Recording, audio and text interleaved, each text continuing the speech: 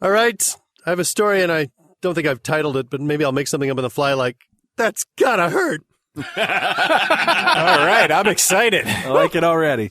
For August Vogel, a 59-year-old workman from Jennersdorf, Austria, nothing could spoil this day.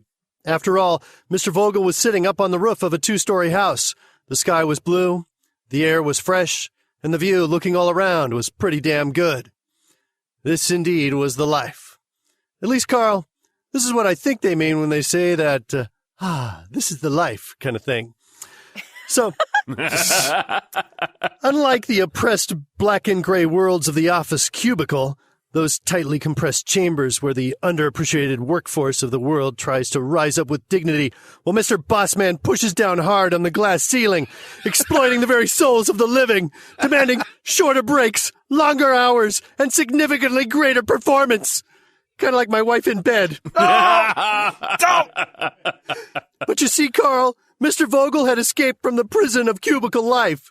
Sure, Mr. Vogel had a job, but it was outdoors in the fresh air and amongst the chirping birds.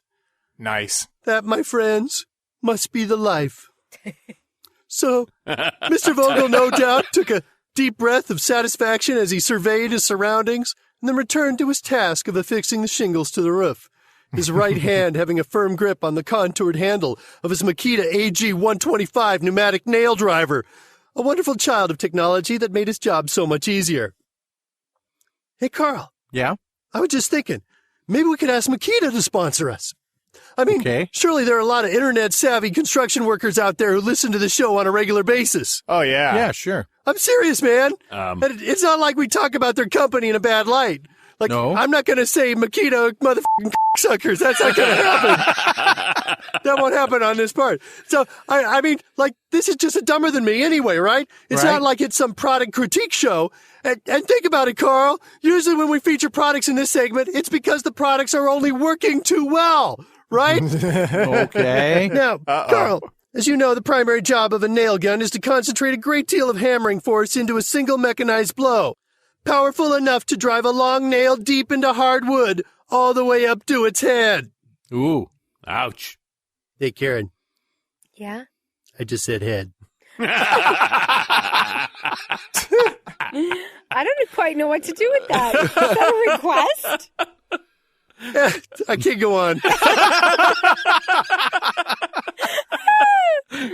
And although the shingles were still slippery from the recent rain, Mr. Vogel was unconcerned, for he was using his patented between-the-legs technique of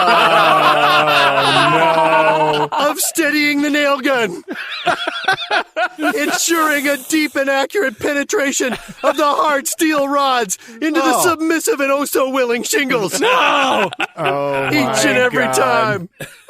Great. So like I said, Carl, the sky was blue. The air was fresh.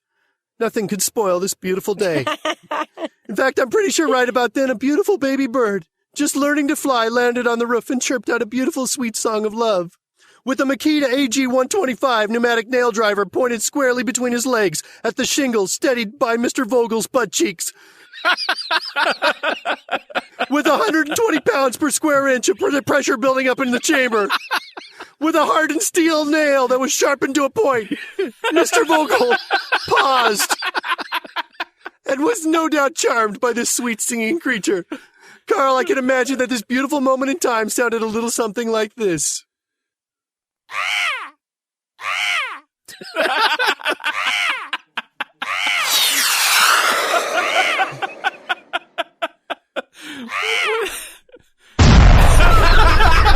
What? Carl! What the is that the best we can do? For the love of God! Will somebody please sponsor this show so we can afford some real sound effects? I'm sorry. I actually have the actual sound effect right here. All right, well, I can imagine this beautiful moment. Time sounded a little something like this. Oh my fucking God! That's right, Carl. A distracted Mr. Vogel slipped in the nail, which was originally intended for the shingle, missed its intended target, and instead found its target in the not-so-happy place known affectionately as Mr. Lefty.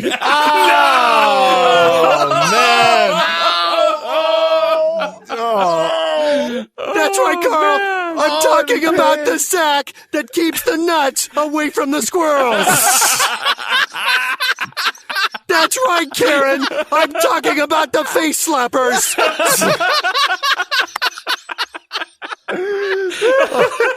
But don't worry, kids. That part of the body is quite resilient. Why, you can hang upside down from the edge of a roof suspended only by your nuts for hours. Oh, my God. How do you know that? It's quite fun, actually. Jeff told me. Mark, you're not supposed to tell anybody about that. Unfortunately, while Mr. Vogel did have all the tools necessary to drive nails into the roof, he was missing that all-important old-fashioned invention from days of yore.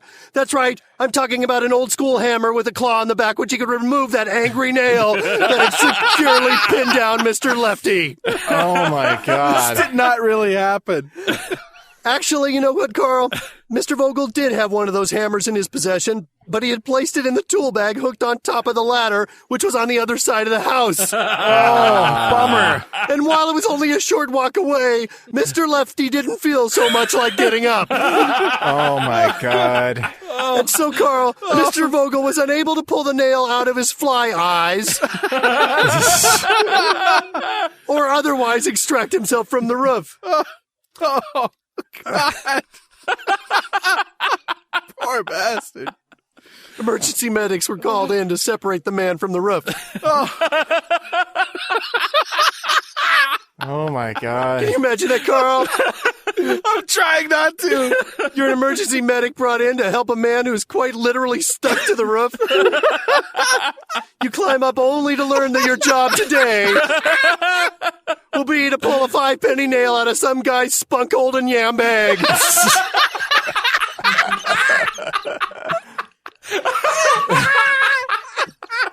Yam bag. Could you say that again? Yam bag. Oh, yeah. Spunk-holding yam bag. I think Carl's hyperventilating. He's turning pink in there. Oh, what do you think about that one, Carl? We're going to have to edit my farts out of the recording.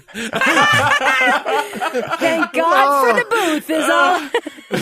Oh, my God. You can't open that door now. Oh, gee, Mark, that really blows goats. Hey, Lawrence, can you hear me? Yeah, Mark. Can you add that to our collection of phrases that we tricked Carl into saying, designated for use at a later time? Sure thing, Mark. Okay, we're out of the edit point now. So, after a shitload of yelling, screaming, hand-waving, and prying, which no doubt included phrases like, "Now hold still, sir," and "This might sting just a bit," and "Oh my titty fucking God!" I'm sorry, could you say that again, Mark? Titty fucking God. Oh my God. Oh my titty God. Oh my God. There All are right. phrases. I didn't think there was anything I hadn't heard. Hey, is anybody else Yam crying bag. right now? Yam bag. I've got to ask. Anybody else crying? And titty fucking God. Can you say that again, Karen, just once more? Yam bag. No, the other one. Titty fucking God. Yeah, that's the one. No. God. I'm excommunicated. No. Anyway, after all of this, Mr. Vogel was airlifted to a nearby hospital where he's reportedly recovering quite well after surgery. I'm dizzy. So, Mr. Vogel, you castanet crushing, love apple lancing, jolly rancher rupturing, fluffy pillows of perfection puncturing, you noonie nugget nailer. You, sir, are dumber than me. Yes, you are. I gotta hear this one more time. Wait a minute.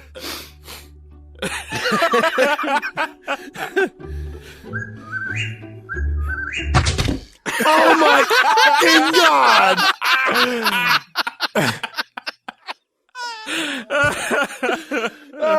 Wow. See, normally it's Karen that has the orgasms during the show. Oh man. Who's got a lucky? Wow. Titty fucking God.